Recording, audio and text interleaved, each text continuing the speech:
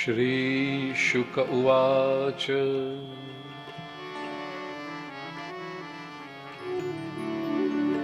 अथात श्रूयतां राजन् वंशः सोमस्य पावनः यस्मिन्नैलादयो भूपः कीर्त्यन्ते पुण्यकीर्तयः।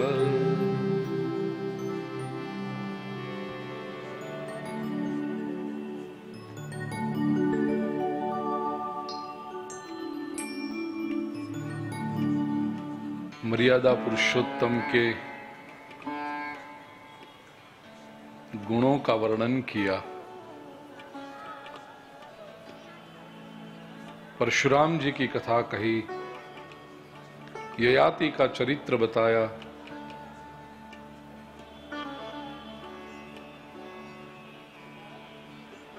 चंद्रवंश का वर्णन शुरू करते हैं। इसमें ययाति की कथा आती है।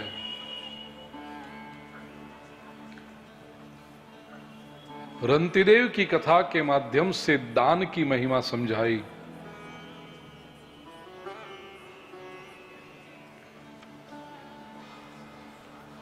नवम स्कंद के 24वें अध्याय में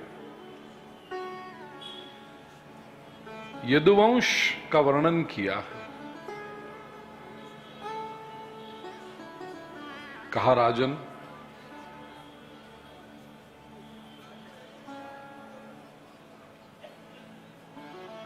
अब जिसकी तू प्रतीक्षा कर रहा है वो यदुवंश का मैं वर्णन करूं।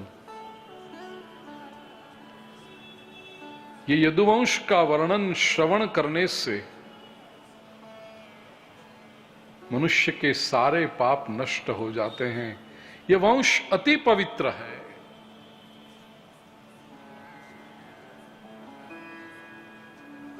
निर्गुण निरंजन निराकार ऐसे परमात्मा जब सगुण साकार नराकार होकर आए तो उन्होंने इस वंश को पसंद किया।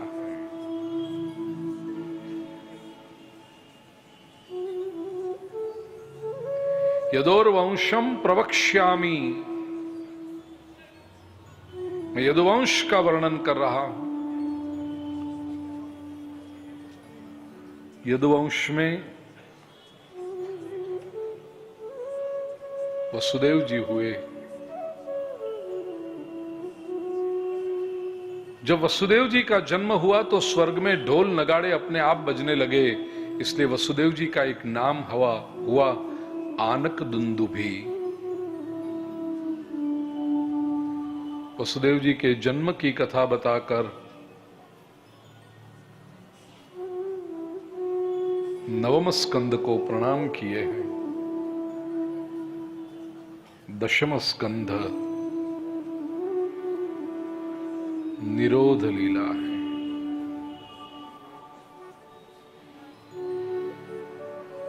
राजोवाच कथितो वंश विस्तारो भवता सोमसूर्ययोः राज्ञां चोभयवंश्यानां चरितं परमाद्भुतम्।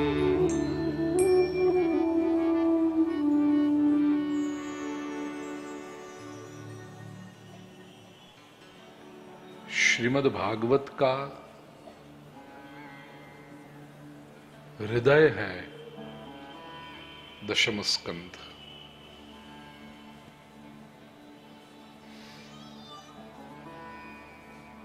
भाष्यकार कहते हैं,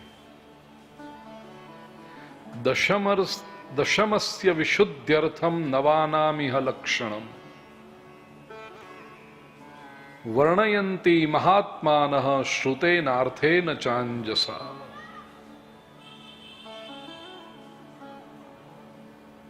दशमर्थ विशुद्ध्यर्थम दशम स्कंध हृदयस्थ हो। दशम स्कंध का आनंद लिया जा सके, दशम स्कंध में मति स्थिर हो, इसलिए श्रीमद् भागवत के 9 स्कंध का वर्णन हुआ। पूर्व भूमिका है, हमारे अंतःकरण को शुद्ध करने की प्रक्रिया है 9 स्कंध।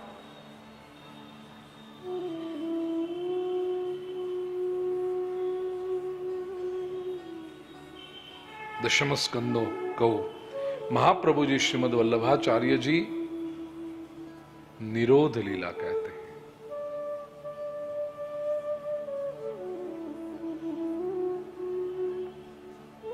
भारतीय अध्यात्म शास्त्र में निरोध शब्द की बड़ी महिमा है।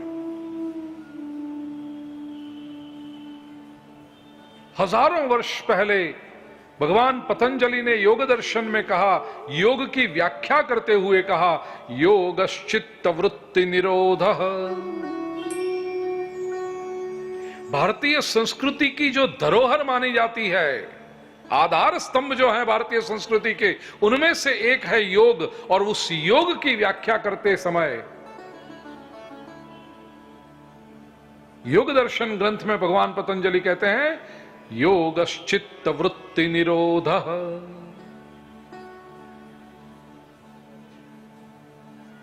योग का अर्थ है चित्त वृत्ति का निरोध करना। निरोध का अर्थ क्या है? संस्कृत व्याकरण की दृष्टि से नितराम रोधो निरोधः, चित्त को एकाग्र करना, मन को स्थिर करना। प्रिय स्वजनों, इस संसार में सबसे कठिन बात यदि आपको कोई लगती होगी तो वह है मन को स्थिर करना।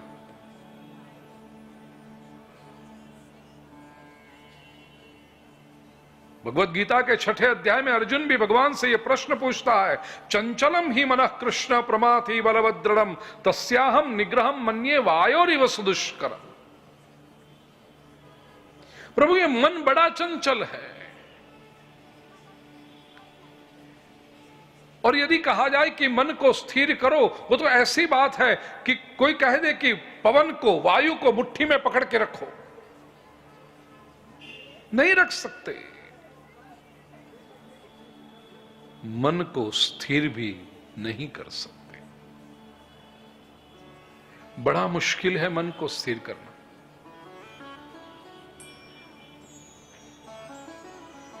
निरोध शब्द का अर्थ होता है मन को स्थिर करना, एकाग्र करना। भक्ति के लिए भी इसकी आवश्यकता पड़ेगी।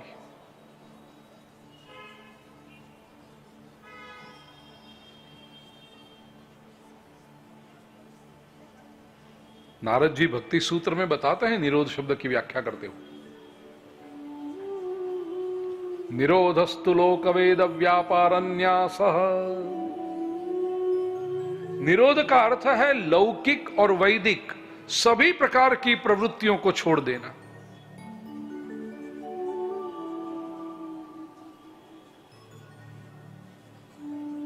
आप भी अभ्यास करें। लौकिक प्रवृत्ति तो छोड़ें, अब ठाकुर जी पधारने वाले। लेकिन जो आपको लगता हो कि ये तो आप भगवान के लिए कर रहे हैं, ये तो धार्मिक काम कर रहे हैं, उसको भी छोड़ें। लोक वेद व्यापारन्यासः। कोई भी प्रकार की प्रवृत्ति न हो, केवल स्थिरता।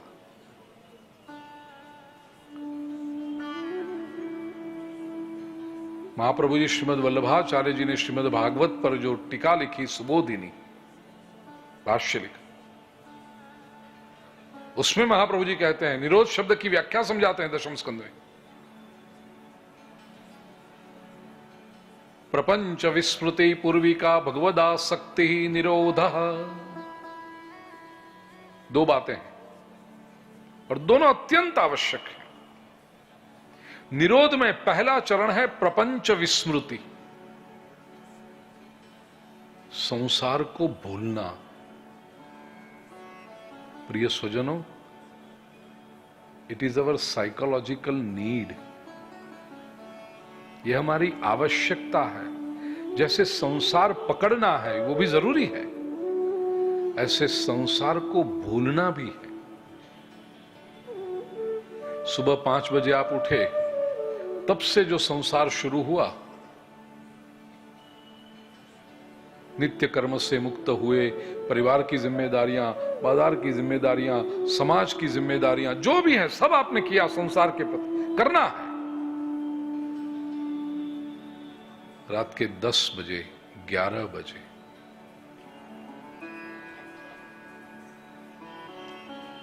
थक गए आप, तकिए पर सर रखा है और अभी भी दिमाग में संसार घूम रहा है, विचार आते रहते हैं। आज के दिन में क्या हुआ, कितनों को मिले, किसने क्या कहा, आपने क्या कहा, अब कल क्या करोगे, ये विचार चलते रहे 10 मिनट, 15 मिनट, आधा घंटा, 2 घंटा, रात के 12 बजे, 1 बजे। एक क्षण ऐसा आएगा ना कि आप कहोगे कि ये विचार सब हटो, अब जाओ, I want to switch off now. संसार का विस्मरण होना ये हमारी आवश्यक, संसार आपके ऊपर बना ही रहे, मंडराता ही रहे, व्यक्ति पागल हो जाएगा। दिन में 6-7 घंटे ऐसे चाहिए जब आप संसार को भूलना चाहते। एक रात तक नहीं सो पाए, दूसरी रात तक नहीं सो पाए, विचार विचार चलते रहे, ऐसी कोई घटना है, ऐसा कोई प्रसंग है, मन में चलता ही रहता है संसार। तीसरी रात को आप नींद की गोली लेकर भी संसार को भूलना चाहोगे। प्रपंच विस्मृति, और जितना अधिक संसार को भूले उतना अधिक आनंद आएगा। 7 घंटे इतनी गहरी नींद आई, you slept like a log, संसार को बिल्कुल भूल गए। दूसरी सुबह 6 बजे आपकी आंखें खुली, आप कहोगे फ्रेश है। क्यों? क्योंकि 7 घंटे तक संसार को भूल गए थे। यदि नहीं भूल पाए तो सारी रात विचार विचार चलते रहे, करवटें बदलते रहे, तो आप कहोगे मजा नहीं आया। क्यों? 8 घंटे लेटे रहे लेकिन मजा नहीं आया, आराम नहीं मिला। क्यों? क्योंकि संसार चलता रहा। न नींद लगी, थोड़ी सी नींद लगी तो सपने चालू हो गए, सपनों में से जागकर उठ गए वापस। प्रिय स्वजनों, ये हमारी आवश्यकता है कि संसार को भूलना है। महाप्रभु जी श्रीमद् वल्लभाचार्य जी कहते हैं, पहली बात प्रपंच विस्मृति पूर्विका। और ये प्रपंच की विस्मृति कैसे होगी? अब एक बात तो सबको स्वीकृत हो गई कि भाई संसार को भूलना है। प्रश्न यह है कैसे भूलोगे? अलग अलग मार्ग बताए लोगों ने। कुछ लोगों ने कहा नशा कर लो, संसार भूल जाओगे, और हैं ऐसे लोग नशा करके रास्ते के किनारे गटर में पड़े रहते हैं, फिर भी उनको लगता है राजा पाट में, संसार को भूल गए। दूसरा रास्ता है, मेडिकल साइंस कहता है एनेस्थीसिया, ऑपरेशन करना है। अब जरा सी एक पिन भी लग जाए ना तो लोग चिल्लाते हैं, यहां पूरा शरीर काटा जा रहा है, डिब्बे की तरह खोल के अंदर से निकालते हैं सब। कितनी वेदना होगी। उस वेदना को बुलाने के लिए क्या करें? एनेस्थीसिया, बेहोशी। कुछ पता नहीं चलता आपको क्या हो गया, संसार को भूल गए। लेकिन ये सारी स्थितियां, इसे आप निरोध अवस्था नहीं कहोगे। महाप्रभु जी श्रीमद् वल्लभाचार्य जी कहते हैं भगवदासक्ति ही।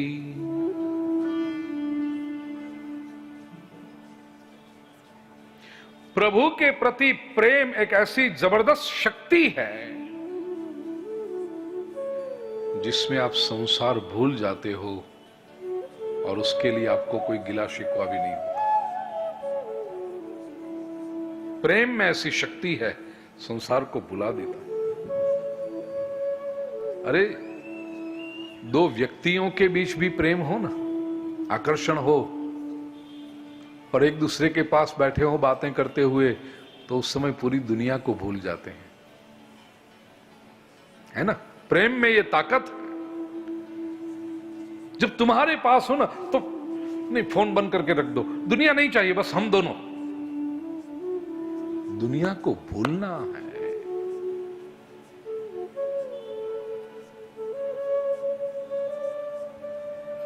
जिसने परमात्मा से प्रेम किया और ईश्वर के प्रति इतना अनुराग हो गया कि पूरे संसार को जो भूल गया, उसे कहते हैं निरोध। और वह शक्ति श्रीमद् भागवत के दशम स्कंद में है। प्रिय स्वजनों, दशम स्कंद के आरंभ में सुखदेव जी ने परीक्षित से प्रश्न पूछा, राजन 4 दिनों से तुम एक आसन पर एकाग्रता से कथा का श्रवण कर रहे,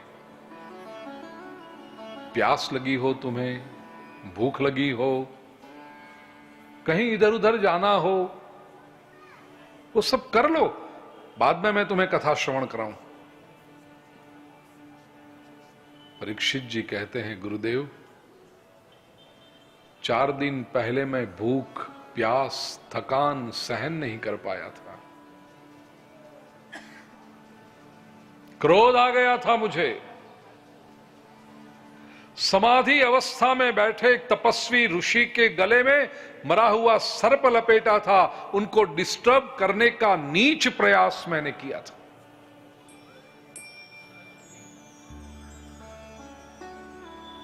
ऋषिपुत्र का शाप मिला। पिछले 4 दिनों से आपके चरणों में बैठकर एकाग्रता से ये कथा का श्रवण कर रहा हूं। न मुझे प्यास लगती है, न भूख लगती है, मुझे कहीं नहीं जाना, एक क्षण के लिए भी मुझे परमात्मा की कथा का वियोग नहीं चाहिए। अब भगवत कथा सुनाते रहे।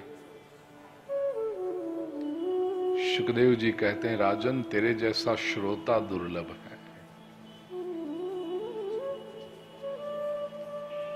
भगवान की कथा में तुम्हें इतना आनंद आ रहा है। राजन तेरे जैसे श्रद्धावान श्रोता को भगवत कथा सुनाने में मुझे भी आनंद की अनुभूति हो रही है, मेरी भी वाणी पवित्र हो रही है। मैं भी आप सबसे यही कहना चाहता हूं कि आप सभी के सन्मुख परमात्मा की इस पवित्र कथा का वर्णन करते हुए मेरी वाणी पवित्र हो रही है। मैं आप सभी को प्रणाम करता हूं।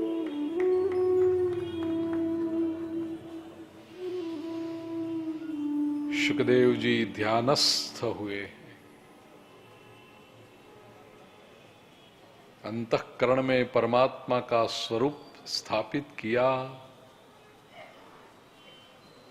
और दशम स्कंद की कथा का आरंभ हुआ।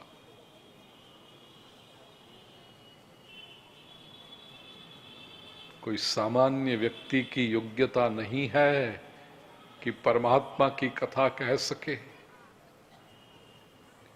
अंतःकरण में प्रभु स्वयं विराजमान हो, तब ये कथा अपने आप प्रकट होते रहती है।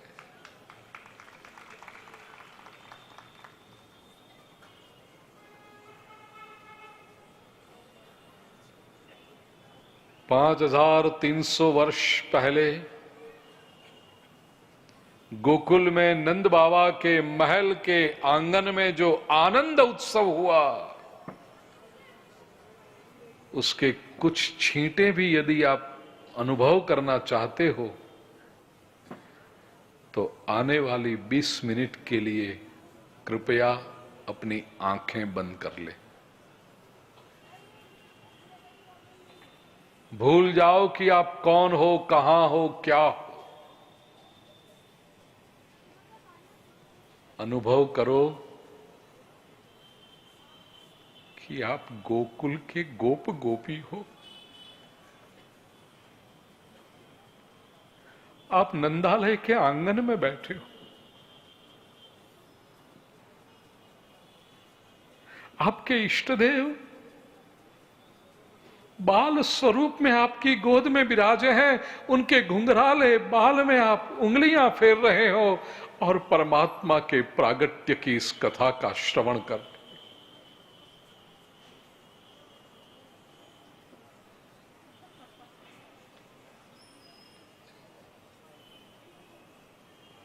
पाप का बोझ सहन न हुआ, इसलिए धरती गाय का रूप लेकर के ब्रह्मा जी के पास पहुंची। ब्रह्मा जी, शिव जी, सारे देवता शेषशायी भगवान विष्णु के पास पहुंचकर स्तुति करते हैं, भगवान ने पूर्णावतार लेने का उद्घोष किया है।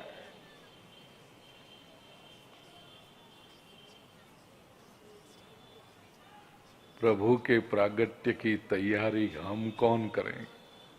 हम होते कौन है प्रभु के प्रागट्य की तैयारी करने वाले? ईश्वर जब पधारते हैं तो अपनी तैयारियां स्वयं करके आते हैं। वैकुंठ वृंदावन बना, आनंद नंद बाबा बने, मुक्ति यशोदा जी बनकर आई है।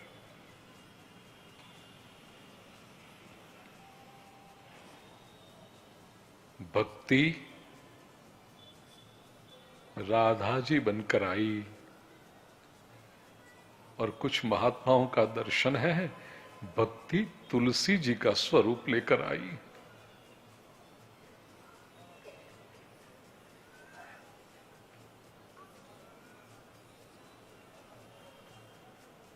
अहंकार कंस बनकर आ गया,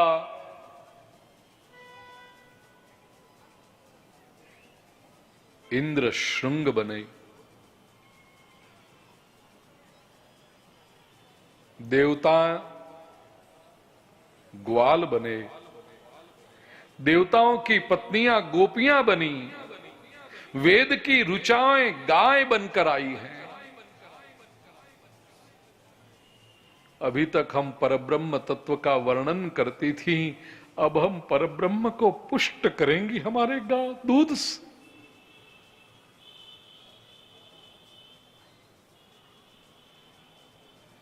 प्रभु बाल स्वरूप धारण करके हमें चराने के लिए निकलेंगे।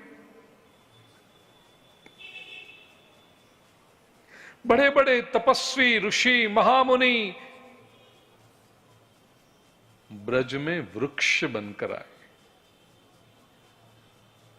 गैया चराकर जब प्रभु परिश्रमित होंगे, मध्याह्न के समय धूप हम सहन करेंगे, हम प्रभु को हमारी छांव अर्पण करेंगे। प्रभु हमारी छांव में बैठकर भोजन आरोगेंगे। प्रभु हमारी डालियों पर खेलेंगे। हम प्रभु की प्रसन्नता के निमित्त बनेंगे।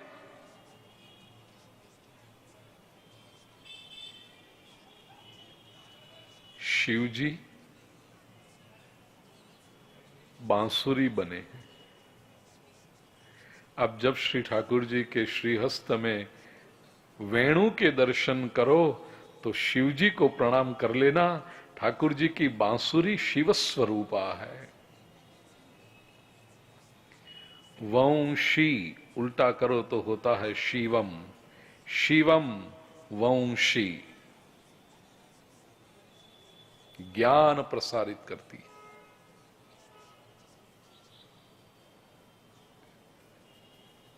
नारद जी सुदामा बने। नारद जी ने सोचा, भगवत दर्शन के लिए तीनों लोक में मैं भ्रमण करता रहा, कहीं मुझे प्रभु नहीं मिले। अब जब प्रभु पूर्णावतार धारण करके पधारते हैं, मैं इधर उधर भटकना बंद कर दूंगा। मैं केवल मेरे घर में रह करके प्रभु की भक्ति करूंगा। मेरे घर का आंगन छोड़कर यदि मैं निकलूंगा एक बार, तो केवल मेरे परमात्मा से मिलने के लिए निकलूंगा।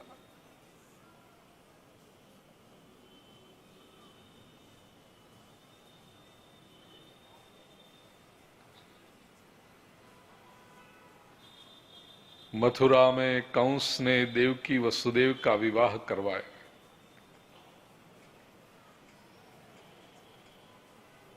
विदाई देने के लिए स्वयं रथ चलाने के लिए बैठा।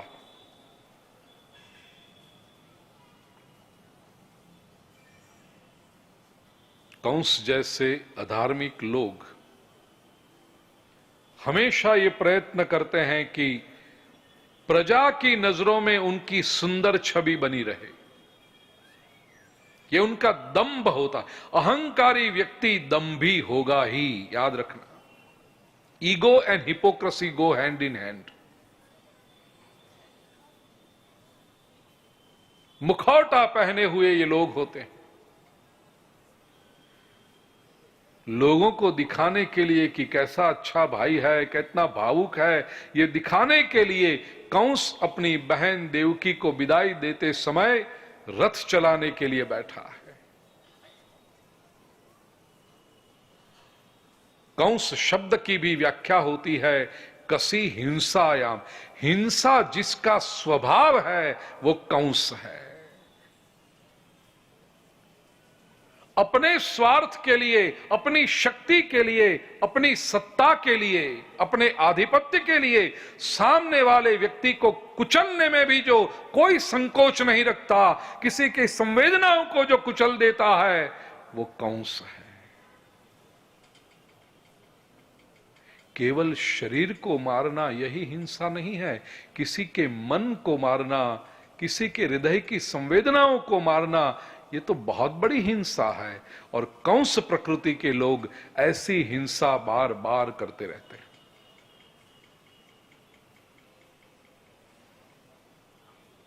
दांभिक कंस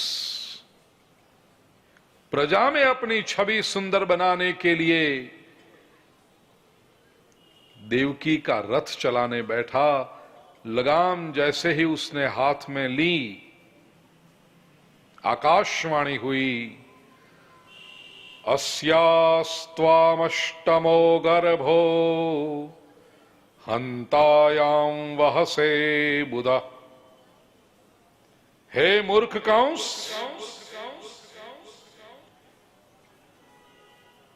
इतने उत्साह से तू देवकी को विदाई देने के लिए रथ चलाने को बैठा है, लेकिन तुझे पता है ये देवकी का 8वां गर्भ तुम्हारी मृत्यु बनेगी।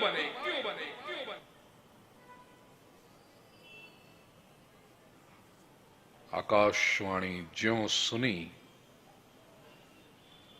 दंभ का मुखौटा कब तक टिक सकता था। कंस का निजी स्वभाव प्रकट हो गया। अश्वों की लगाम को छोड़ा, रथ में से नीचे कूद पड़ा, पीछे बैठी देवकी की चोटी पकड़कर उसे खींचा। कमर में तलवार लटक रही थी, उठाकर मारने गया। कसी हिंसायाम, ये उसका वायलेंट स्वरूप, ये कंस का असली स्वरूप है। दंभ करने वाले लोग अपने असली स्वभाव को बहुत देर तक छुपा नहीं सकते, प्रकट हो ही जाते। आसपास खड़े लोगों के मुंह से आहा निकल गया, क्या कर रहा है कंस। वसुदेव जी ने कंस को रोक लिया है। राजा, शास्त्र कहता है स्त्री को कभी मारते नहीं, बहन पर कभी हाथ नहीं उठाते, और जो नवपरिणीता हो, न्यूली मैरिड, उसे तो कभी नहीं मारते। देवकी स्त्री है, तुम्हारी बहन है, और अभी अभी उसका ब्याह हुआ है, उसको मारोगे तो क्या अमर बन जाओगे तुम। सुनी आकाशवाणी मैंने भी।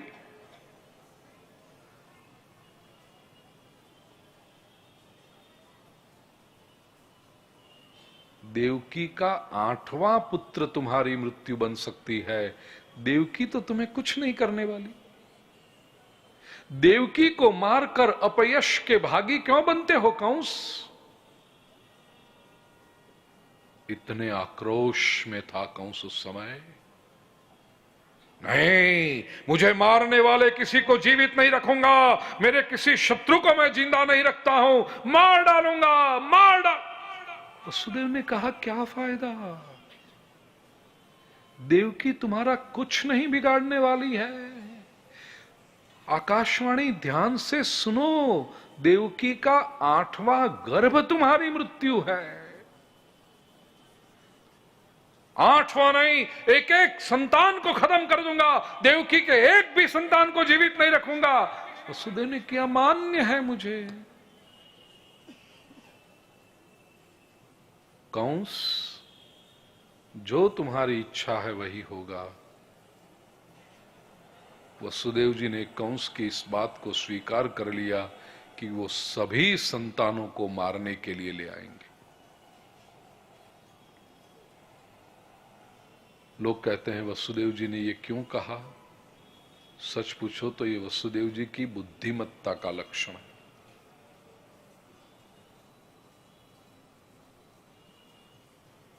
अचानक कोई समस्या आ जाए तो समस्या को हल करो, लेकिन उसी क्षण यदि समस्या का हल नहीं मिलता तो कम से कम समस्या को थोड़ा धकल दो, पोस्टपोन कर दो, ताकि तुम्हारे पास कुछ समय, you can buy time to solve the problem.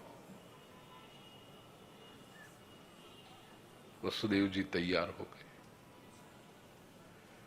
Devaki जी के साथ उनका गृहस्थाश्रम शुरू हुआ। प्रथम पुत्र का जन्म। वसुदेव जी इस पुत्र को लेकर कंस के पास पहुंचे। कंस खुश हो गया। तुम अपना वादा तो निभाते हो वसुदेव, मैं बस यही देखना चाहता था कि तुम्हें अपने संतानों की चिंता है या मेरी चिंता है। अब पता चल गया कि तुमने जो वचन दिया था वो निभाते हो। तुम मेरे प्राण की चिंता करते हो, इसलिए तुम्हारे पुत्र को मेरे पास ले आए हो। जाओ, तुम भी क्या याद करोगे, किसी अमीर से पाला पड़ा था। इस पुत्र को हम नहीं मारेंगे। आकाशवाणी ने तो कहा था 8वां पुत्र हमारी मृत्यु है, ले जाओ इसे, ये तो पहला है। ये अहंकारी लोगों के मन के तरंग का कोई ठिकाना ही नहीं रहता। क्षणे रुष्टा क्षणे तुष्टा, रुष्टा तुष्टा क्षणे क्षणे। कब उनके मन का एक विम्जिकल माइंड हो जाए, क्या कुछ कर दे, पता ही नहीं, कभी भी कुछ भी कह देंगे। अभी ये कंस ने कह दिया जाओ ले जाओ। वसुदेव जी प्रसन्न होकर लौटे। नारद जी पहुंचे कंस के पास, उसको बहकाया है। बहुत बड़ा काम किया नारद जी ने। ये कंस जैसा व्यक्ति जो बुद्धिमान हो, शक्तिमान हो, सत्ताधीश हो, और वो डिक्टेटर बन के बैठा हो, सरमुखत्यार बन के बैठा हो, तो उसको पदभ्रष्ट करना बहुत मुश्किल होता है। और ऐसा व्यक्ति अपनी प्रजा को हमेशा बहुत खुश रखता है, दंभ से, खैरात करके लोगों को खुश रखता है। तो लोग भी कंस का जय जयकार करते रहते हैं। ऐसे लोगों को उनके पद से कैसे हटाया जाए। नारद जी ने कमल का पुष्प कंस के सामने रखा और कहा, कंस, ये पंखुड़ी कौन सी है, कितने नंबर की है। कंस ने गिन के बताया 8वीं। नारद जी ने फूल को थोड़ा सा ऐसे सरका लिया। कंस से कहा, अब कहो ये पंखुड़ी कौन से नंबर की है। कंस ने फिर से 1 2 3 4 5 6 7 8, वो दूसरी पंखुड़ी भी कहा 8वीं। नारद जी ने कमल के फूल को फिर से थोड़ा ऐसे सरका लिया, मोड़ लिया थोड़ा। पूछा, अब ये पंखुड़ी। कंस ने फिर से कहा गिन के 8वीं। 8 पंखुड़ी वाला वो कमल था।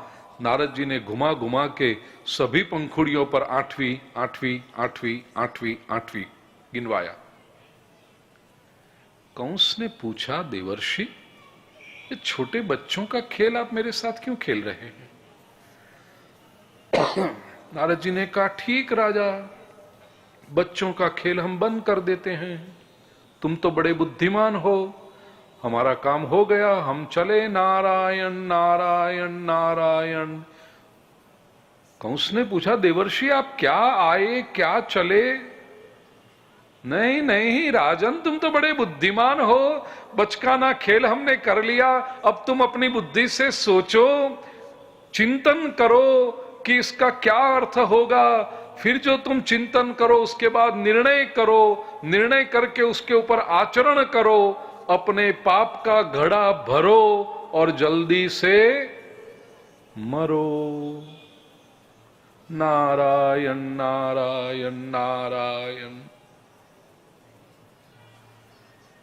नारद जी के जाने के बाद कंस सोचता रह गया, इतने बड़े संत कमल की पंखुड़ियां गिनवाने के लिए आए थे मेरे पास, और वो भी 8वीं 8वीं 8वीं ही क्यों गिनवाई। बुद्धिमान व्यक्ति है ये।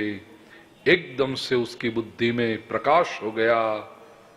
ओ, कोई भी पंखुड़ी 8वीं हो सकती है, देवकी का कोई भी पुत्र 8वां हो सकता है। गिनने वाले पर निर्भर करता है कि वो कहां से गिनती शुरू करे। हो करके उसको आक्रोश आया है। सेवकों से कहा, बुलाओ वसुदेव जी को, उसके पुत्र को ले आए।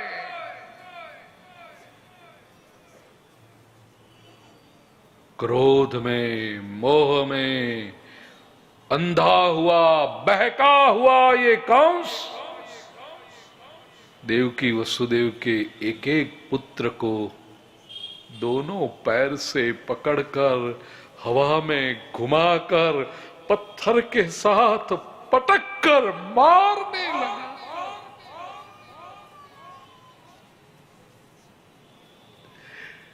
महल की दीवारों पर लहू के छींटे उड़ते। देवकी के अंतःकरण से चीख निकल जाती, ये मेरे निर्दोष बालकों ने तेरा क्या बिगाड़ा है कंस। लेकिन कंस की क्रूर हास्य में देवकी की चीख को कौन सुन सकता था। 6 पुत्रों को कंस ने मारा। 7वें संकर्षण परमात्मा ने योग माया को आज्ञा दी है, देवकी के गर्भ में से संकर्षण को वसुदेव जी की ही दूसरी पत्नी रोहिणी जी, जो नंद बाबा के गोकुल में रहती थी, उनके गर्भ में स्थापित किया। अब का मेडिकल साइंस आगे बढ़ चुका है। ट्रांसप्लांटेशन ऑफ वूम, सरोगसी, ये सब वास्तविकताएं बन चुकी हैं। यहां मथुरा में लोगों ने कंस के नाम का धिक्कार बरसाया है। कितना क्रूर है ये मामा, अपने भांजे को, अपनी बहन के गर्भ को गिरा देता है।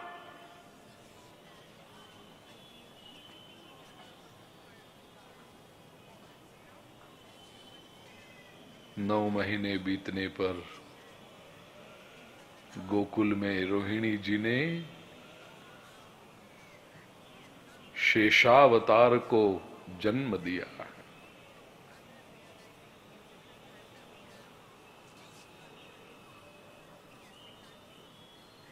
पिछले अवतार में ये लक्ष्मण जी थे।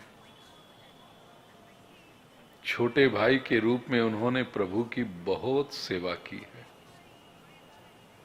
और प्रभु कभी किसी का उधार रखते नहीं है। उसी समय मर्यादा पुरुषोत्तम ने निश्चय कर लिया था, लखन तुम इतनी सेवा करते हो मेरी, अगले जन्म में तुम्हें बड़ा भाई बनाऊंगा, मैं छोटा भाई बनूंगा, मैं तुम्हारी सेवा करूंगा। इस बार शेष नारायण पहले पधारे, लेकिन जन्म लेकर नेत्र नहीं खोलते, आंखें बंद ही हैं।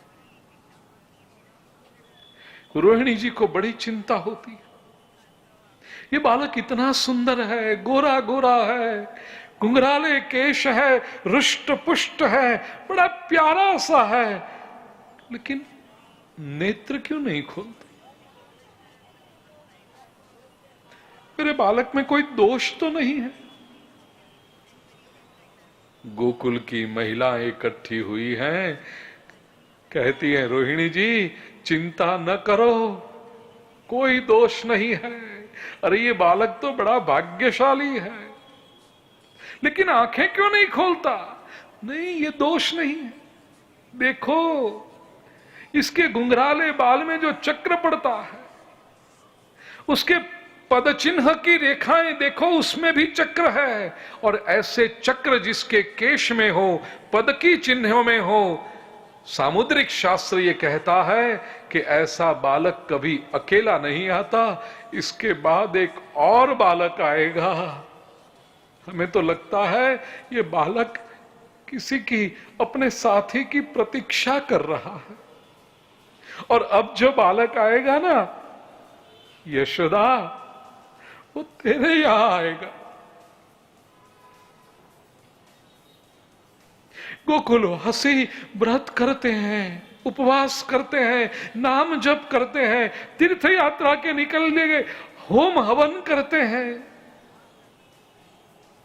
और संकल्प एक ही रखते हैं कि जो भी हम पुण्य का कार्य करते हैं, इसका पुण्य नंद यशोदा को मिले, उनके आंगन में पलना बंध जाए।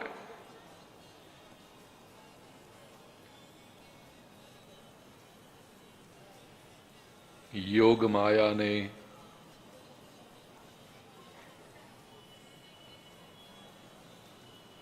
मां यशोदा के गर्भ में प्रवेश किया है। यशोदा जी गर्भवती हुई, गोकुल में आनंद का वातावरण छा गया। नंद बाबा यशोदा जी का बहुत ध्यान रखते हैं।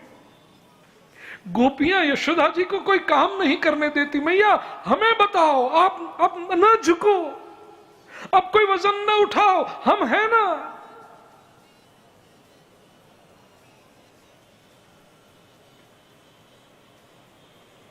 सात महीने हुए, नंद बाबा ने अपनी बहना सुनंदा जी को बुला लिया। बहना मैं जानता हूं ससुराल में बहुत जिम्मेदारी है तेरे पर, लेकिन ये पिछले उम्र में अब भगवान ने हमारी प्रार्थना सुनी है। गोपियां बहुत सेवा करती हैं, लेकिन बहना तो बहना होती है। आ जाओ।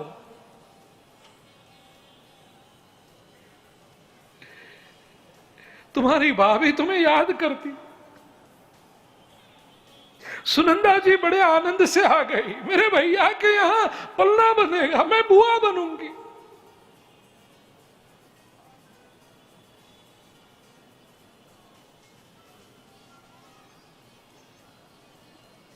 मथुरा में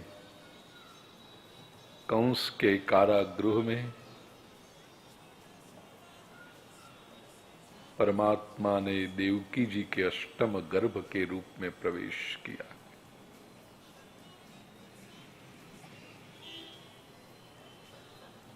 देवकी जी के मुखारविंद पर की तेज कांति बढ़ गई है।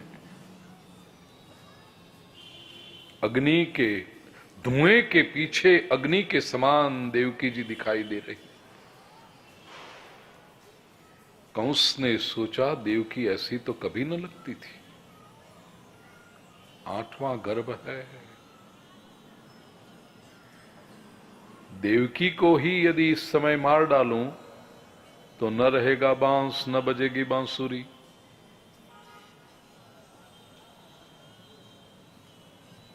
नहीं नहीं नहीं नहीं नहीं, ऐसा नहीं करना। देखो ये कंस का विम्सिकल माइंड। कंस ने सोचा 6 बालकों तो अपने हाथ से मारा है मैंने, 7वां गर्भ ही गिर चुका है, या 8वां गर्भ मेरी मृत्यु। देखूं तो सही कौन है, जैसे ही जन्म होगा तुरंत मार डालूंगा। अरे दुनिया के लोग क्या वाह वाही करेंगे कि अपनी मौत से तो सब लोग मरते हैं, लेकिन एक हुआ राजा कंस जिसने अपनी मौत को मार डाला। ये अहंकारी लोग इसी में रह जाते हैं, वाह वाह वाह वाह वाह वाह।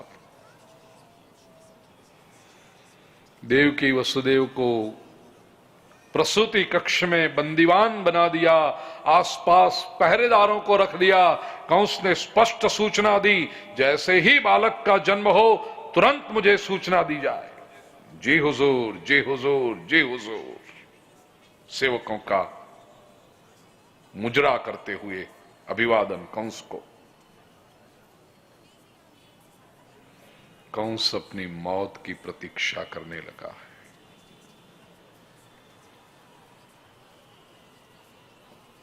देवकी वसुदेव के बारे में चिंतन करें आप। कोई दोष नहीं, कोई भूल नहीं, कोई गुनाह नहीं, फिर भी बेड़ी के बंधन आ गए हैं, जेल में बंद।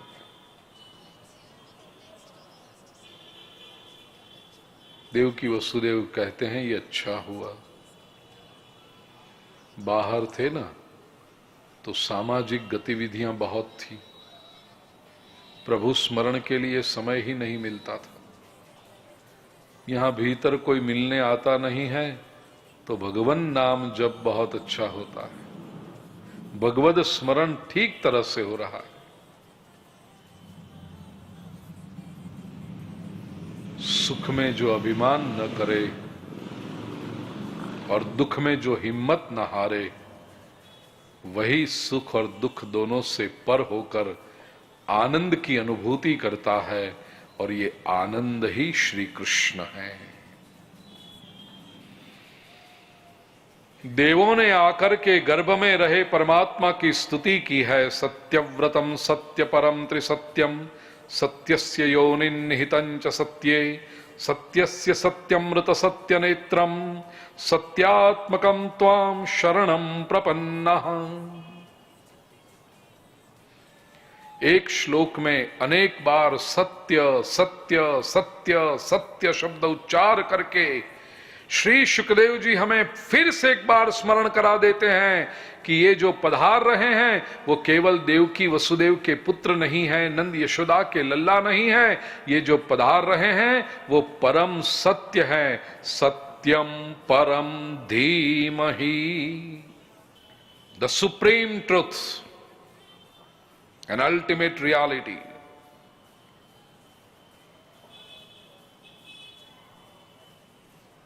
आठ मास परिपूर्ण हुए, परमात्मा के प्रागट्य की मंगल बेला। अथ सर्वगुणोपेत काल परम शोभन।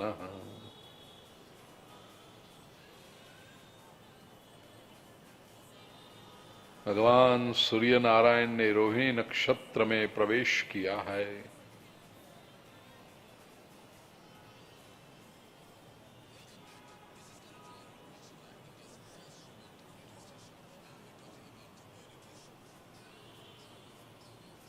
ब्रह्मा जी का रोहिणी नक्षत्र था।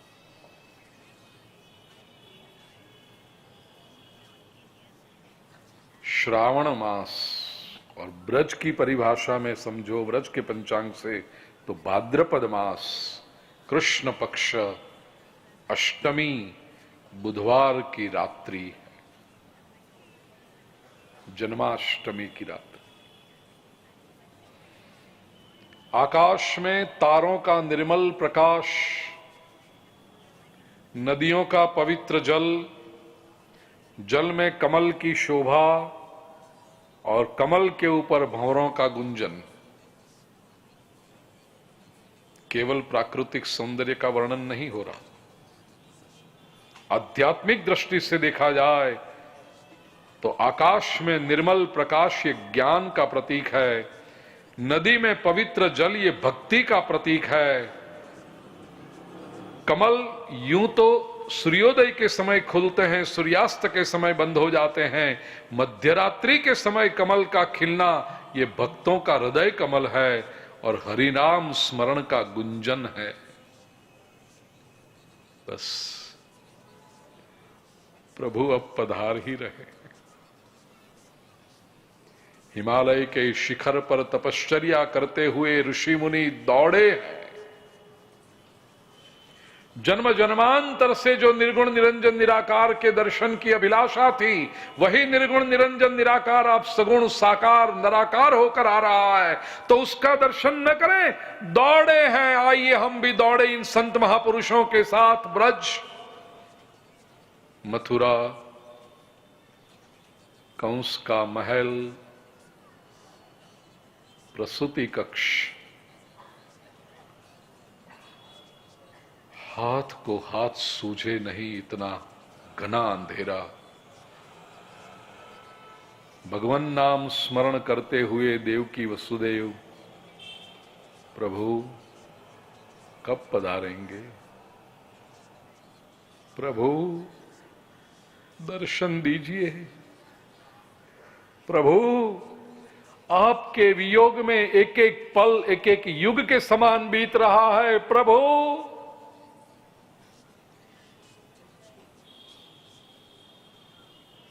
भक्त के अंतःकरण की आर्त पुकार जब परमात्मा तक पहुंचती है, तभी अवतार होता है।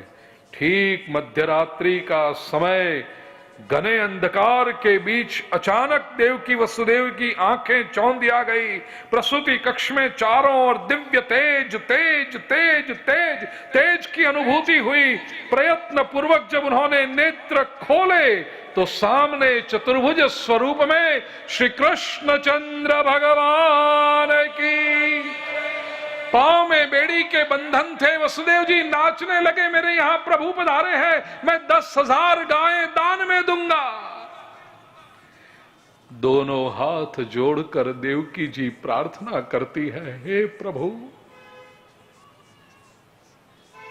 कृपा कीजिए, ये कंस के परिताप से हमें बचाइए प्रभु।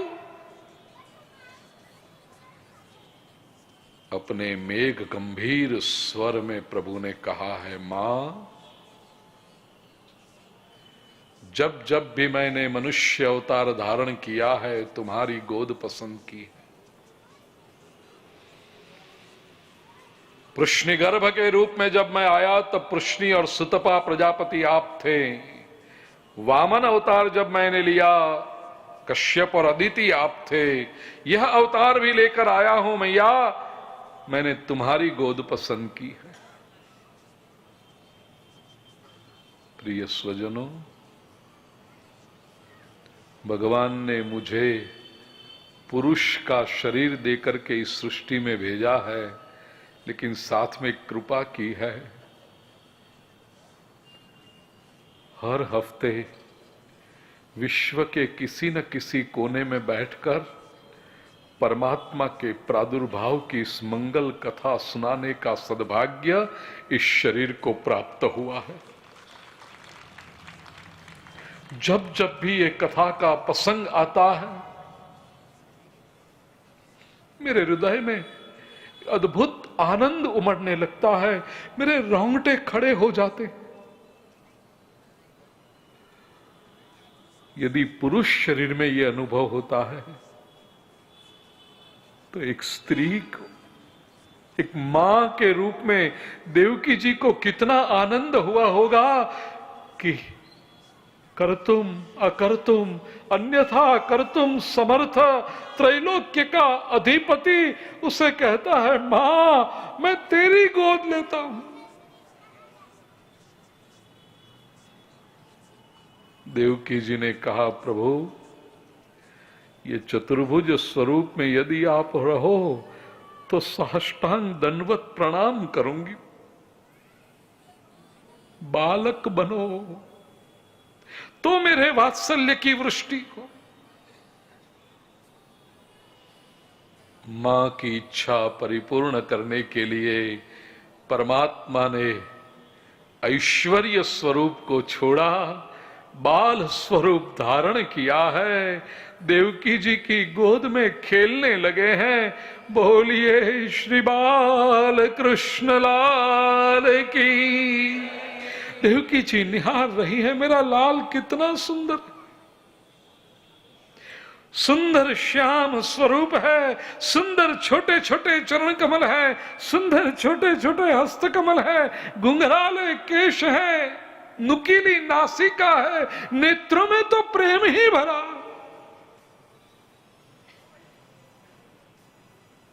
मैया ने ऐसे उंगली दी, लालन ने पकड़ ली। यशोदा जी कहती हैं, प्रभु ये हाथ पकड़ा है ना, अब कभी छोड़ना मत प्रभु।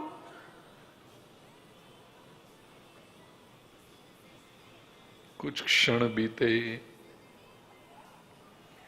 लालन ने वसुदेव जी की ओर दृष्टि से संकेत किया, पिताजी अब चलें। कहां? गोकुल, नंद बाबा के वहां। प्रातः काल यहां होगा, कंस को पता चलेगा, कुछ करेगा तो हम सहन नहीं कर पाएंगे। हाँ, प्रसूति कक्ष में एक डलिया थी फल की, घास था अंदर, ऊपर एक वस्त्र आच्छादित किया, लालन को रखे। डलिया उठाने जब जाते हैं वसुदेव जी, देवकी जी कहती है, रुक जा, कुछ क्षण रुक जा, मुझे ठीक से निहार लेने दो मेरे लाल को। जन्म लेकर ही चल दे, मां के पास नहीं रहना।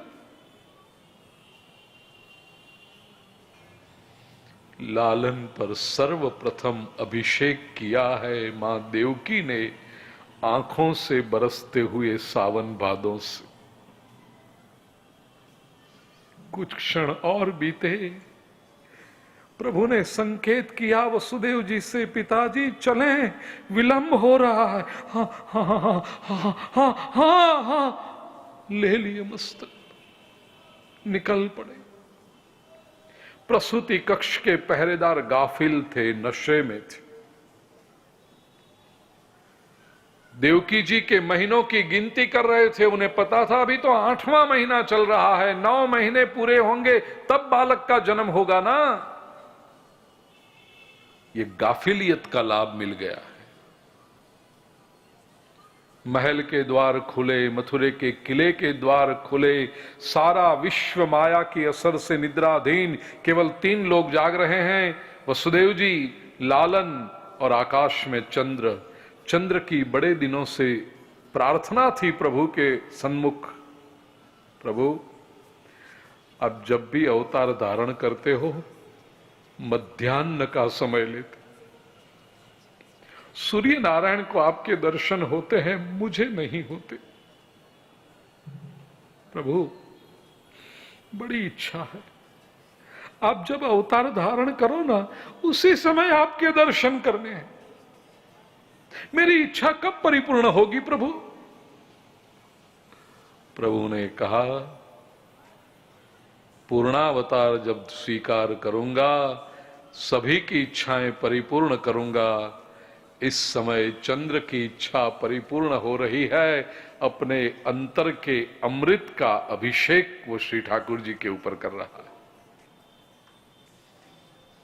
प्रकृति के अंगों को पता चला कि प्रभु पधारे हैं, हम क्यों वंचित रह जाए। क्षितिज पर से बादल ऊपर आए, सावन भादों का महीना है, गड़गड़ गड़गड़ गड़गड़ गड़गड़ शुरू हुआ, बिजलियां कौंधने लगी, धुआंधार बारिश होने लगी। शेषनाग ने आकर के छत्र धरा है।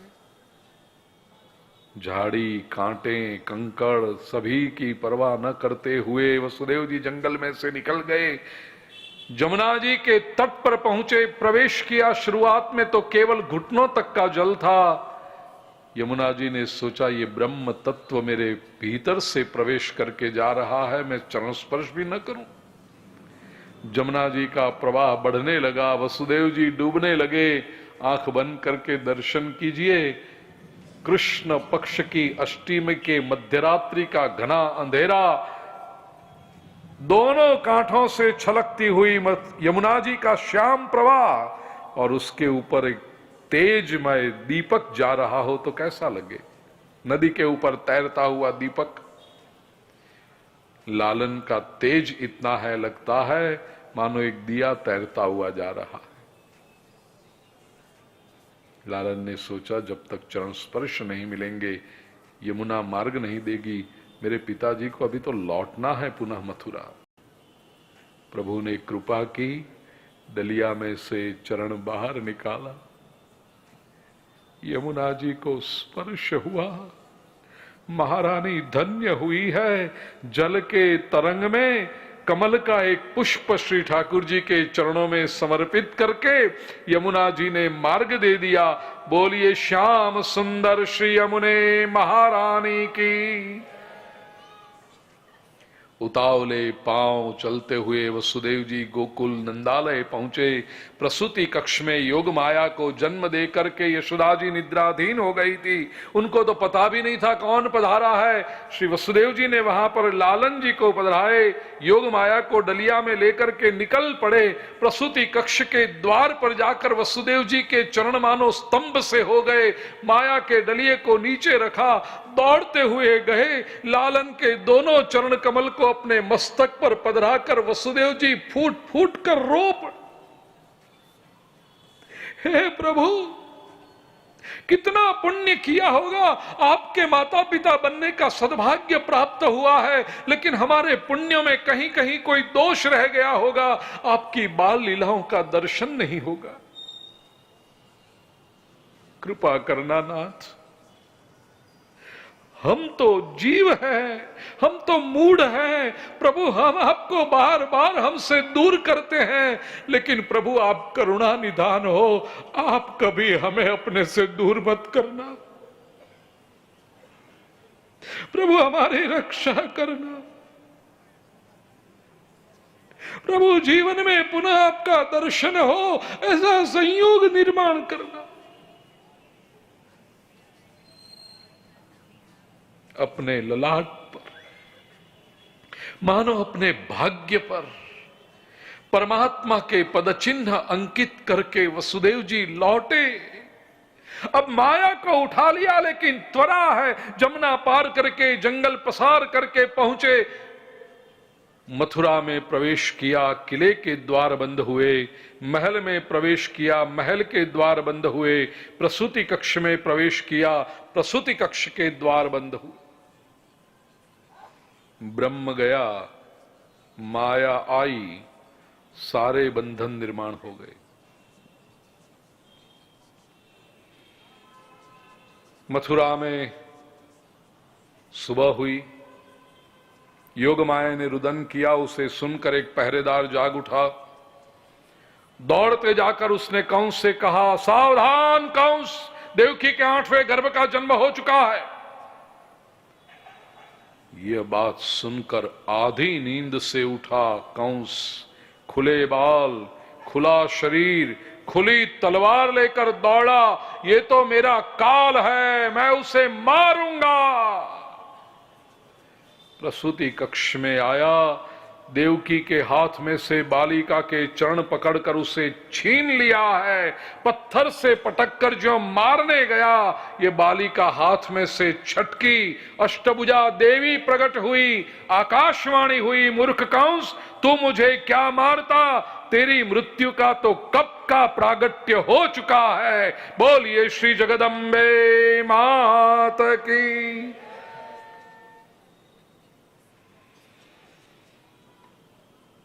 गोकुल में प्रातः काल भयो है।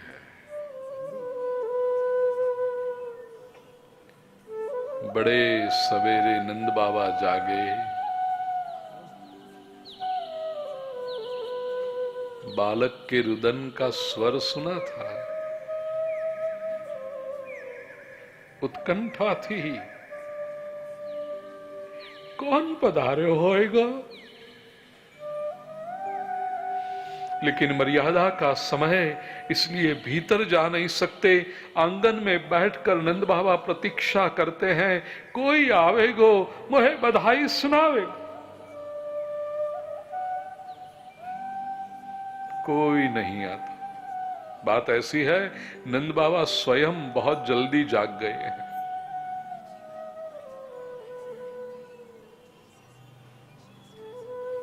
बाबा ने स्मरण किया एक प्रसंग। यशोदा जी ने एकादशी का व्रत किया था, व्रत का उद्यापन किया था, और उद्यापन कराते समय विद्वान ब्राह्मणों ने आशीर्वाद देते वक्त कहा था, पुत्रवती भव। यह सुनकर नंद बाबा की आंखों में आंसू आ गए थे। अरे ब्रह्म देवता, आप भी हमारा मजाक करने लगे। अभी इस उम्र में हमारे यहां पुत्र कैसे हो सकता है?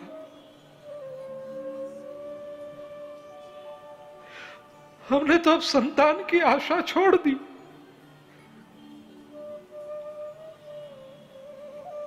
हम अब ऐसा ही मानते हैं कि ये गोकुल में जितने बालक हैं ना, ये सब हमारे ही बालक हैं।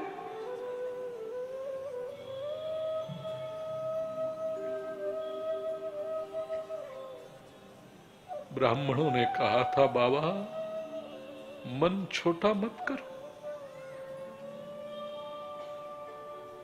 यशोदानी ने श्रद्धा पूर्वक व्रत किया है, हमने विधि पूर्वक उसका उद्यापन कराया है, और हृदय पूर्वक आपको आशीर्वाद देते हैं। बाबा, हम जैसे विद्वान तपस्वी ब्राह्मणों के आशीर्वाद कभी व्यर्थ नहीं जाते। याद रखना, तुम्हारे यहां लालन आवेगो।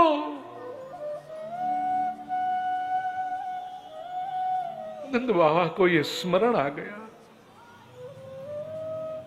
आज ब्राह्मण देवताओं के आशीर्वाद सत्य होंगे। मेरे यहां लालन आयो होएगा। मेरा लालन कैसो दिखता होगा? मैं नारायण की उपासना करता हूं, शालिग्राम स्वरूप में उपासना करता हूं। मेरे नारायण श्याम है, मेरा लालन भी श्याम होगा।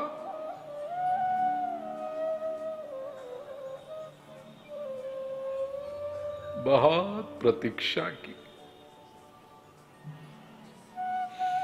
नंद बाबा ने सोचा, कब तक आंगन में बैठा रहूंगा, चलो दिनचर्या शुरू करूं। गौशाला में जाकर के बाबा गैयाओं की सेवा करने लगे हैं।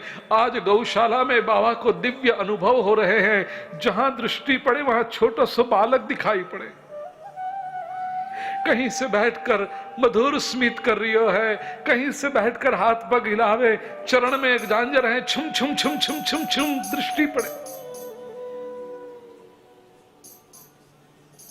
नंद बाबा चिंतन करते हैं, मेरी गौशाला में बालक कहां से आए हो?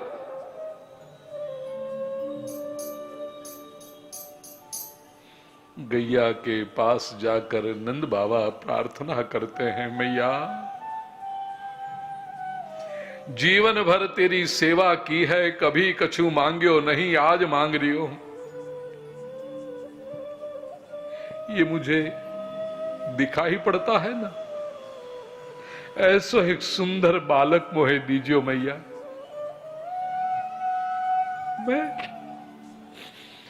मैं स्वार्थी नहीं हूं मैया, मैं अपने लिए नहीं मांग रहा। ये शरीर अब वृद्ध हुआ, न जाने कब गिर पड़े। ये शरीर के गिरने के साथ मैया तेरी सेवा बंद न होनी चाहिए। मेरे बाद भी तेरी सेवा कर सके ऐसो एक गोपाल मोहे दीजो मैया। गौ माता ने हम्मा हम्मा हम्मा कह के मानो सूचित किया, बाबा गोपाल तो पधार ही चुक्यो है। प्रातः काल में नंद बाबा की बहना सुनंदा जी जाग उठी, नंदालय में प्रवेश किया, दोनों ओर देखती हुई जा रही है। चलते चलते भाभी यशोदा जी के प्रसूति कक्ष में जो दृष्टि की, अब सुनंदा जी आगे न बढ़ पाई। कौन है मेरी भाभी के पास में? ये सौंदर्य को महासागर यहां पर,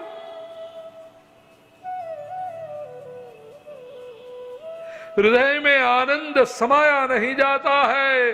दौड़ी सुनंदा, ये बधाई में किसको सुनाऊं? पूरा नंदालय में सब लोग निद्राधीन है। दौड़ती हुई सुनंदा आंगन में आई, आंगन खाली पड़ा है। दूर तक दृष्टि की, पूरी शेरी मोहल्ला खाली पड़ा है। एकदम से सुनंदा को याद आया, दौड़ी है, गौशाला में पहुंची। नंद बाबा गैया की सेवा कर रहे थे। सुनंदा जी ने पुकारा, भैया बधाई हो, लालन भयो है। पूरा जीवन जो समाचार सुनने के लिए प्रतीक्षा की थी, वो समाचार आज बहना सुनंदा ने सुनाए। प्रसन्न हो गए नंद बाबा। बधाई में क्या दूं मेरी बहना को? राजा दिल का व्यक्ति है। गले में से पुष्प की माला निकालकर, मोतियन की माला निकालकर देने गए। सुनंदा जी कहती हैं, भैया न खपे, मोहे तो ब्रह्म दर्शन भयो है। वायु के पवित्र तरंगों के साथ ये समाचार पूरे गोकुल गांव में फैल गए। जिन जिन गोप गोपियों ने समाचार सुने, प्रातः काल में उठे, कुएं में से शीतल जल खींचा, स्नान किया। लालो भयो है, लाल गुलाबी केसरी नीले पीले सुंदर से वस्त्र परिधान करके सब गोकुलवासी दौड़े हैं नंद बाबा के आंगन में। स्वयं तो दौड़े, अन्यों को भी लेकर गए। चलो चलो। अरे कहां चलो? नंदालय के आंगन में। लेकिन काहे को जाए? अरे पता नहीं, वहां महोत्सव हो रही है। महोत्सव? काहे को महोत्सव? एक गोपी गाय को दूह रही थी, साथ दूसरी गोपियों से घेर लिया। रही चल, कहां? नंदा कहां? अरे महोत्सव है। महोत्सव काहे? तुम्हें पता नहीं? अरे नंद के यहाँ लालन भयो है। हाय मुई, मैंने तो स्नान भी नहीं किया। कोई चिंता नहीं, दूध की गगरी अपने ऊपर उंडेल दियो, मेरा स्नान हो गयो। चलो चलो चलो। सारे गोकुलवासी नंदालय के आंगन में इकट्ठे हुए हैं, नाच रहे हैं, गा रहे हैं, एक दूसरे के ऊपर अबील गुलाल दूध दही मक्खन उड़ा रहे हैं। और सबके मुख पर एक ही नाद है, नंद के आनंद भयो। जय कन्हैया लाल की, नंद घर आनंद भयो। जय कन्हैया लाल की, हे नंद घर आनंद भयो। जय कन्हैया लाल की, हे नंद घर आनंद भयो। जय कन्हैया लाल की, हे नंद घर आनंद भयो। जय कन्हैया लाल की, हे नंद घर आनंद भयो। जय कन्हैया लाल की। हाथी दिने घोड़ा दिने और दिनी पाल की। हाथी दिने घोड़ा दिने और दिने पाल की। हाथी दिने घोड़ा दिने और दिनी पाल की। हाथी दिने घोड़ा दिने और दिने पाल। हे नंद घर आनंद भयो। जय कन्हैया लाल के, नंद घर आनंद भयो। जय कन्हैया हो।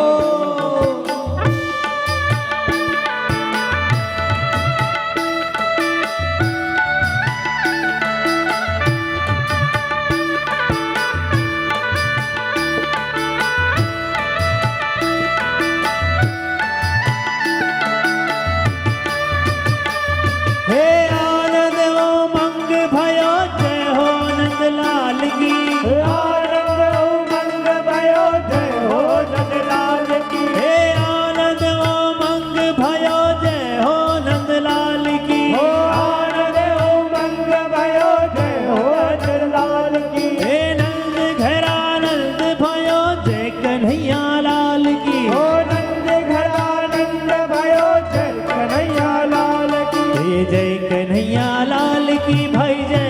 नंद लाल की, जय कन्हैया लाल की हो, जय हो नंद लाल की, जय कन्हैया लाल की, हाँ जय हो नंद लाल की, जय कन्हैया लाल की हो, जय हो नंद लाल की। हे ब्रज में आनंद भयो, जय हो नंद लाल की, हो ब्रज में आनंद भयो, जय हो नंद लाल की।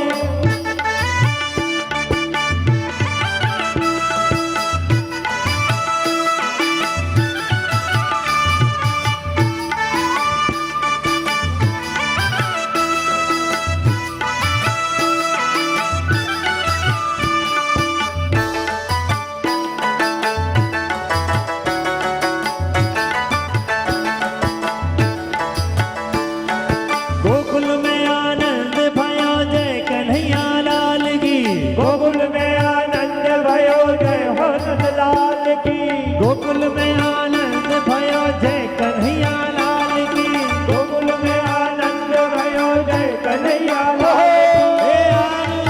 घोड़ा दिले और दीनी पाल की, हाथी दिले घोड़ा दिले और दीने पाल की, हे आनंद उमंग भयो, जय हो नंद लाल की, आनंद उमंग भयो, जय हो नंद लाल की, हे आनंद उमंग भयो, जय हो नंद लाल की, आनंद उमंग जय हो नंद लाल की, हे नंद घर आनंद भयो, जय कन्हैया लाल की, हो नंद घर आनंद भयो, जय कन्हैया लाल की।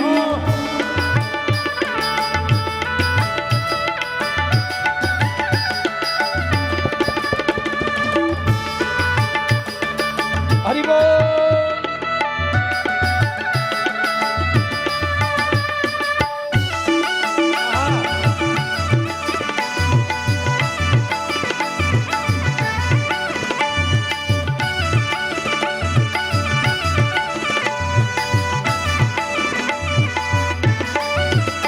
हे आयो रे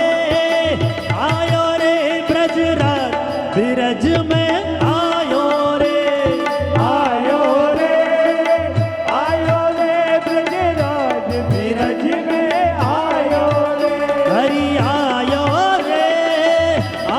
रे ब्रजराज बिरज में आयो रे, आयो रे ब्रजराज बिरज में आयो रे, हरि छायो रे आनंद बिरज में छायो रे, हो छायो रे आनंद बिरज में छायो रे, हो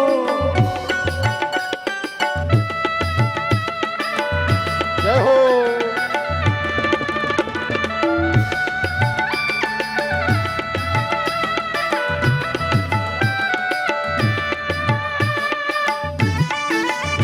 जय हो। बधाई हो।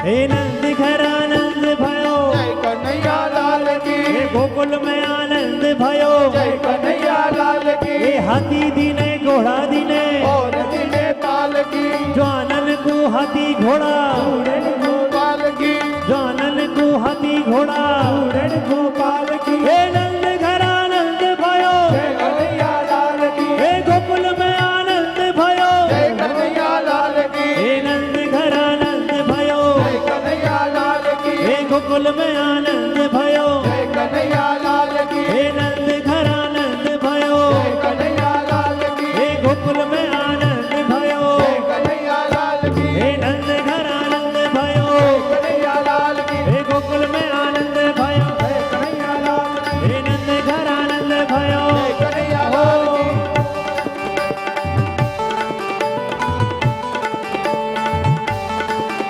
हरि बोल।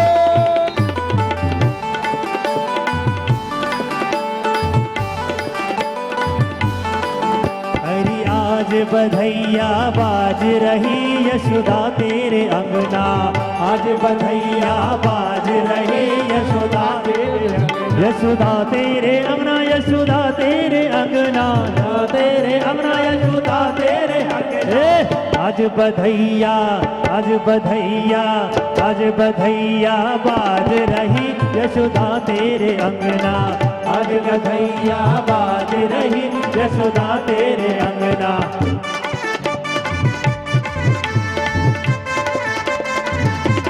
जय हो।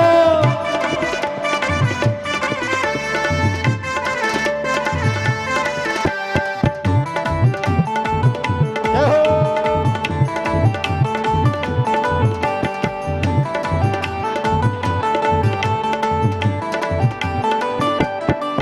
यशोदा तेरे अंगना, यशोदा तेरे अंगना, तेरे अंगना, यशोदा तेरे अंगना। अरे आज बधैया बधैया बधैया बधैया बधैया, आज बधैया बाज रही यशोदा तेरे अंगना, आज बधैया बाज रही यशोदा तेरे अंगना। हे रानी यशोदा जया लाल बधाई सारे भक्ता ने, रानी यशोदा जया लाल बधाई सारे भक्ता ने, ओ बधाई सारे भक्ता ने, बधाई सारे भक्ता ने, बधाई सारे भक्ता ने, बधाई सारे भक्ता ने। रानी यशोदा जया लाल बधाई सारे भक्ता ने, रानी यशोदा जया लाल बधाई सारे भक्ता ने।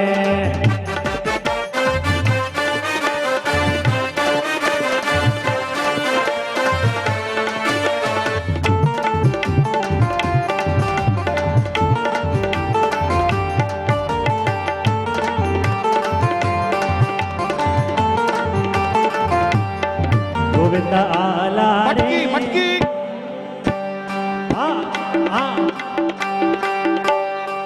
गोविंदा गोविंदा गोविंदा गोविंदा गोविंदा गोविंदा गो गो गो गोविंदा गो गो गो गोविंदा आला रे आला, जरा मटकी संभाल ब्रजवाला, गोविंदा आला रे आला, जरा मटकी संभाल ब्रजवाला। हो जरा मटकी संभाल, जरा मटकी संभाल, जरा मटकी संभाल ब्रजवाला रे। गो गो गो गोविंदा गो गो गो गोविंदा आला रे आला, जरा मटकी संभाल ब्रजवाला, गोविंदा आला रे आला, जरा मटकी संभाल ब्रजवाला।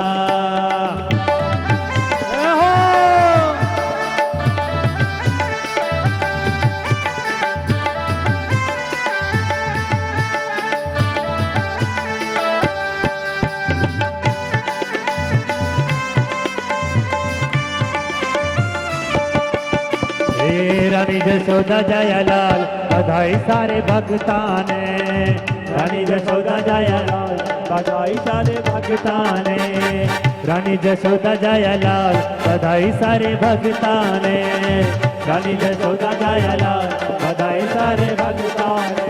ओ बधाई सारे भक्ता ने, बधाई सारे भक्ता ने, बधाई सारे भक्ता ने, बधाई सारे भक्ता ने। रानी यशोदा जया लाल बधाई सारे भक्ता ने, रानी यशोदा जया लाल बधाई सारे भक्ता ने।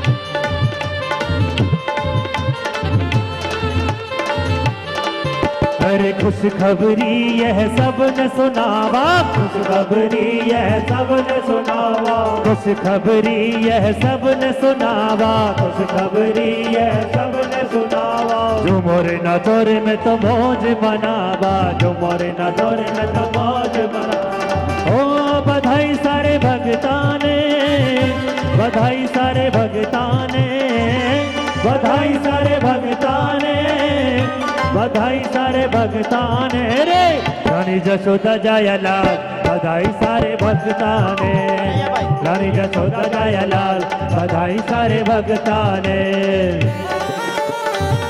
हो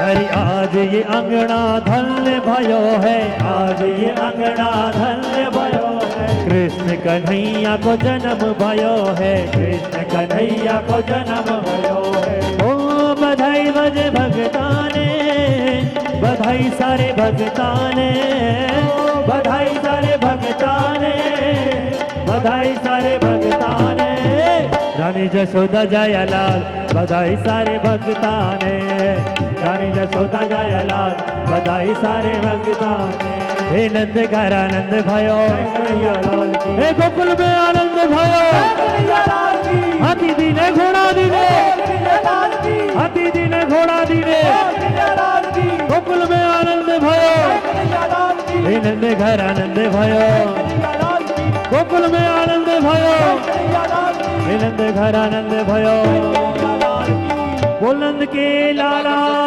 की जय। हस्ते गंधाक्षत पुष्पाण्यादाय ओम इदं विष्णुर्विचक्रमे त्रेधा निधदे पदम् समूढ़मस्य पागुसुरे स्वाहा श्रीमद्वाङ्मय पुराण पुरुषोत्तम समन्वित बालकृष्णाय नमः सायं पूजनार्थे गंधाक्षत पुष्पाणि समर्पयामि श्री कृष्ण प्राकट्योत्सव निमित्तं श्री रामचंद्र प्राकट्योत्सव निमित्तं श्री वामनचंद्र प्राकट्योत्सव निमित्तं वस्त्राणि रजतपात्राणि अर्पयिष्ये ओम कृष्णार्पणमस्तु वायव्यात्मकं धूपं तेजसात्मकं दीपं आसादित नैवेद्यं निवेदयामि जलेन संप्रोक्षः धेनवान् अमृतीकृत्य ग्रासमुद्रां प्रदर्श्य ओम प्राणाय स्वाहा ओम अपानाय स्वाहा ओम व्यानाय स्वाहा ओम उदानाय स्वाहा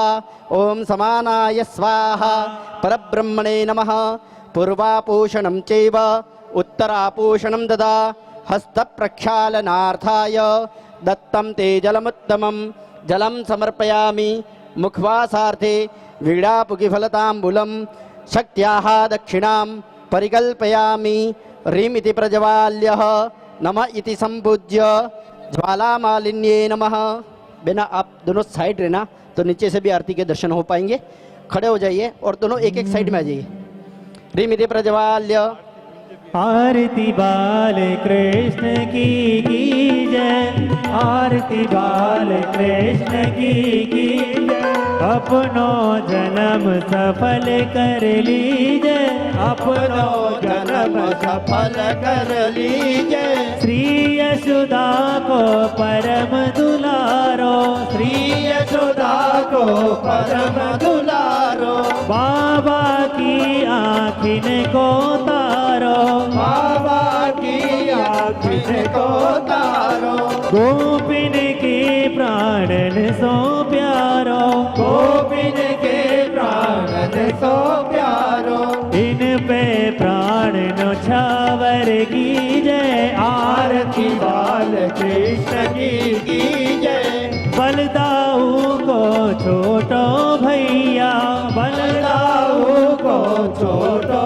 भैया कनुआ कही कही बोलत मैया कनुआ कही कही बोलत मैया परम मुदित मन लेत बलैया परम मुदित मन लेत बलैया यह छवि नैनन में भर लीजिए आरती बाल कृष्ण की जय तू तरी बोलन मधुर सुहावे तो तरी बोलन मधुर सुहावे सखन मध्य खेलत सुख पावे सखल मध्य खेलत बालक सुख पावे, सोही सुख दीजो इनको भावे, सोही सुख दीजो इनको भावे, अपनो सर्वस इनको दीजे, आरती बाल कृष्ण की जय, ओ आरती बाल कृष्ण की जय, आरती बाल कृष्ण की जय। कर्पूरपूरेण मनोहरेण सुवर्णपात्रान्तरसंस्थितेन प्रदीप्तभासा सह संगतेन नीराजनं ते जगदीश कुर्वे। मङ्गलं भगवान् विष्णुर्मङ्गलं गरुडध्वज, मङ्गलं पुण्डरीकाक्षो मङ्गलायतनो हरिः। सर्वमङ्गलमङ्गल्ये शिवे सर्वार्थसाधिके, शरण्ये त्र्यम्बके गौरि नारायणी नमोऽस्तुते। जलेन प्रदक्षिणीकृत्य पुष्पैः देवताभिवन्दनं, स्वात्मकल्याणार्थे स्वात्मा अभिवन्दनं। हस्तं प्रक्षाल्य हस्ते मन्त्रपुष्पाञ्जलिं गृहीत्वा ॐ जग्ने न जग्नमयजन्त देवास्तानि धर्माणि प्रथमान्या सन्ना, तेहनाकं महिमानः सजन्त यत्र पूर्वे साध्याः सन्ति देवाः। श्रीमद्वाङ्मय पुराण पुरुषोत्तम समन्वित बालकृष्णाय नमः। चरणकमलयोः मन्त्रपुष्पाञ्जलिं समर्पयामि। प्रार्थनापूर्वक नमस्कारान् समर्पयामि। हस्ते जलमादाय अनेन यथाशक्ति लाभोपचारैः कृतपूजनेन वाङ्मय पुराण पुरुषोत्तम समन्वित बालकृष्ण प्रियतान्न मम। कृष्णार्पणमस्तु। एक परिक्रमा कीजिए।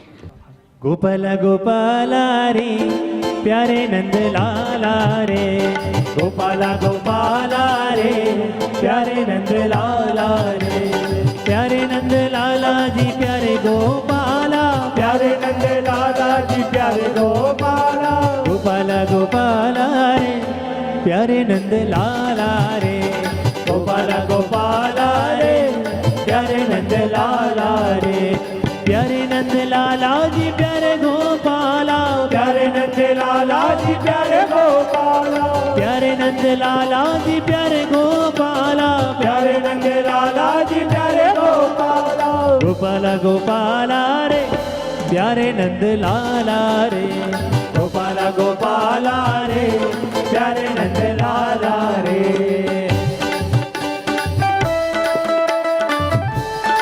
जय हो।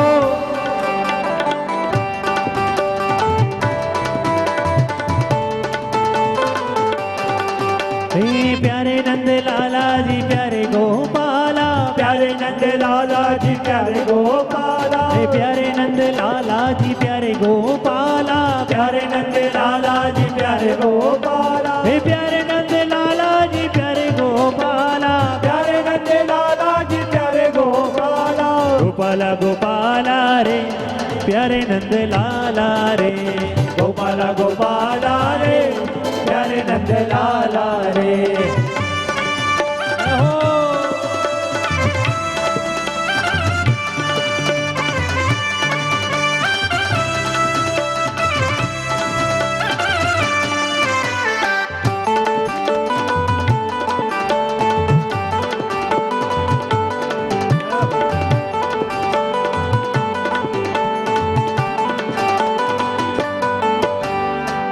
मंगलम ओंकार मंगलम, गुरु मंगलम गुरुदेव मंगलम, ओम मंगलम ओंकार मंगलम, गुरु मंगलम गुरुदेव मंगलम, ओम मंगलम ओंकार मंगलम, गुरु मंगलम गुरुदेव मंगलम, ओम मंगलम ओंकार मंगलम, गुरु मंगलम गुरुदेव मंगलम, ओम मंगलम ओंकार मंगलम, ओम मंगलम ओंकार मंगलम, रे गुरु मंगलम गुरुदेव मंगलम, गुरु मंगलम गुरुदेव मंगलम, गोपाला गोपाला रे प्यारे नंद लाला रे, गोपाला गोपाला रे प्यारे नंद लाला रे।